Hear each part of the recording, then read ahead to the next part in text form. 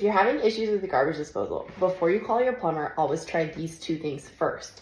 If you have this brand of disposal, underneath, you have a reset button right here. First thing to try is that.